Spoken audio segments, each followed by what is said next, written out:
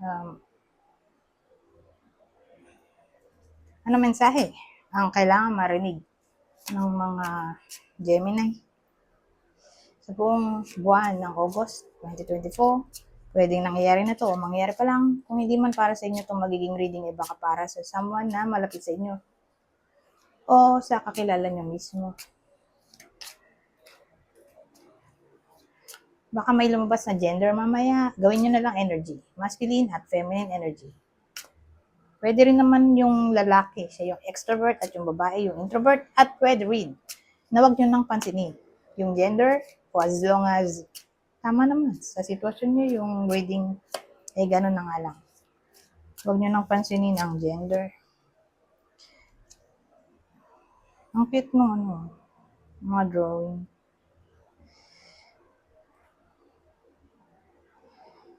Seven of Pentacles at Knight of Cups.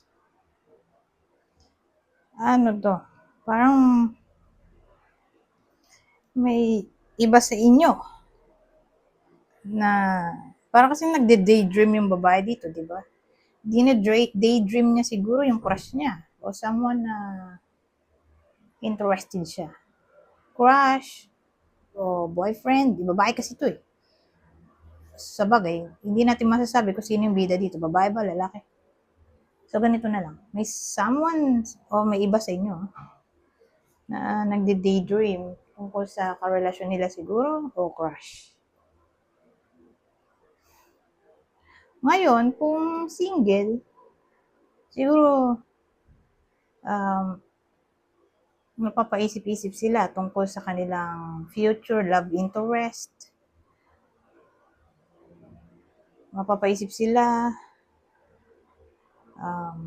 tungkol sa kanilang Mr. Right, Miss Right, Mr. Right, Miss Right. Na para bang what if may dumating sa buhay nila? Ganun eh, puro fantasy, imagination tungkol dito sa kanilang dream boy siguro, o dream girl.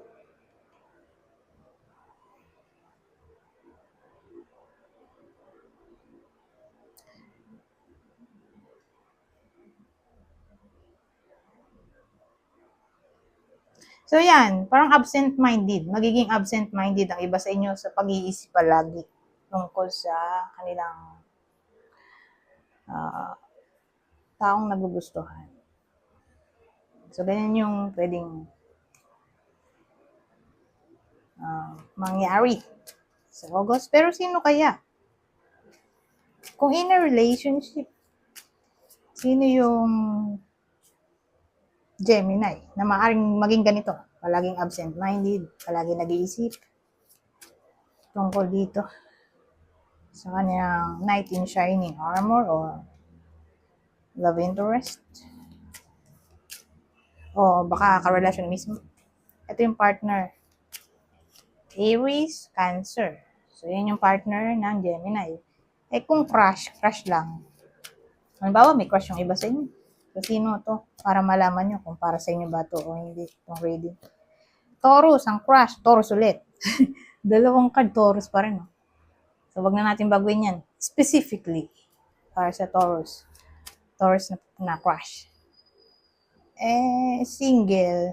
Alam naman mag-daydream ka tungkol sa someone na hindi mo kilala, di ba? So, mag-end na tayo dyan.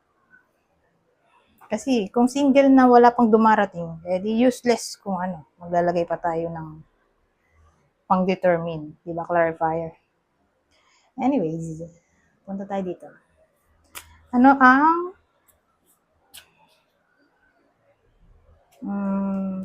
positibong mensahe ng person ng iba sa inyo tungkol sa topic ng love. Kumbaga love message to. Positive love message mula sa person ng iba sa inyo. Your voice has a therapeutic effect on me. I could listen to you for hours. Ang boses mo ay may nakakagaling na epekto sa akin. At kaya ko o pwede ko itong pakinggan ng ilang oras.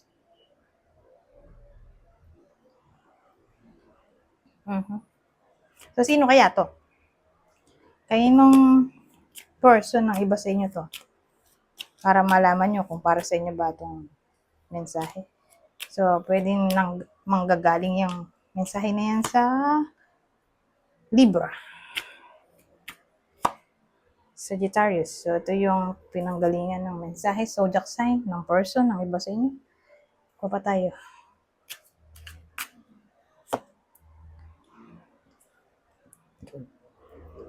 Your body is a piece of your body is a piece of earth and your soul a piece of heaven.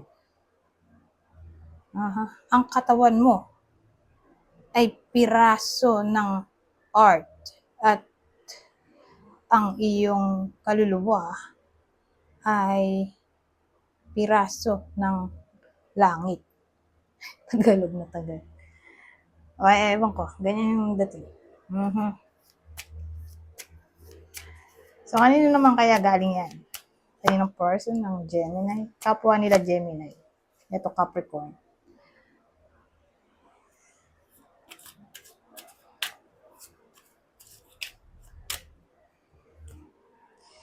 Wow! So, this is how real love feels like. Wow! Ito pala.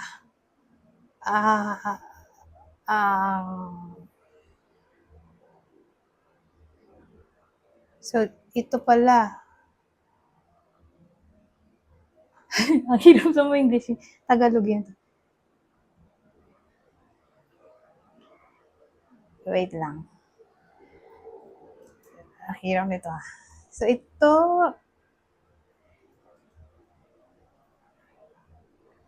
ganito pala ang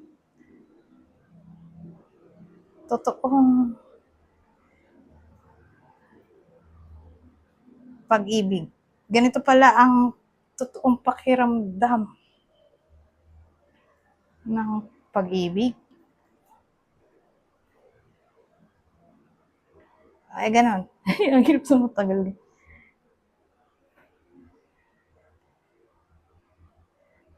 Ganito ang tunay na pakiramdam. Ganito pala ang tunay na pakiramdam ng pag-ibig.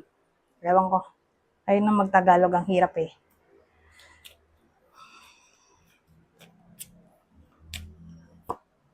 So, kanino galing yan? Sagittarius, Capricorn. Anyways, kuha pa ba tayo? Ang haba pa ng oras. Sige, kuha pa tayo, isa pa. When you touch me, I feel butterflies. When you touch me, I feel butterflies in my stomach. Kinikilig daw siya kapag hinahawakan mo siya. Alam ko, ganun yung butterfly sa stomach. Parang, di ba maintindihan yung pakiramdam.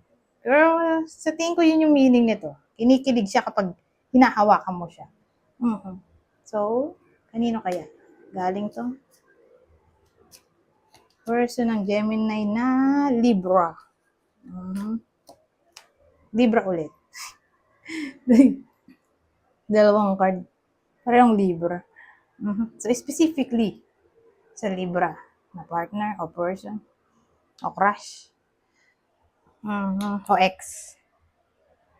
Anyways, punta tayo dito. Ito na ang last deck natin. Bat, reverse. Perspective, coyote. Ano yan? Well, ang tingin ko dito sa combination na to, itong dalawa. May iba ang pananaw ng iba sa inyo. Kasi reverse ay transformation, di ba? Change. Ito pananaw. So, may ibang pananaw ng iba sa inyo for some reason. Siguro, may matututunan yung iba sa inyo na something new. O siguro, matututunan yung mag-adapt sa change. Pwede rin kasing ganun. Change, any kind of change na. Lalo na siguro sa beliefs. Di ba? Beliefs o learnings. Basta ganun. For some reason, maiiba ang pananaw ng iba sa inyo. Sa buong buwan ng August 2024. Anyways, hanggang dito na lang. Goodbye for now.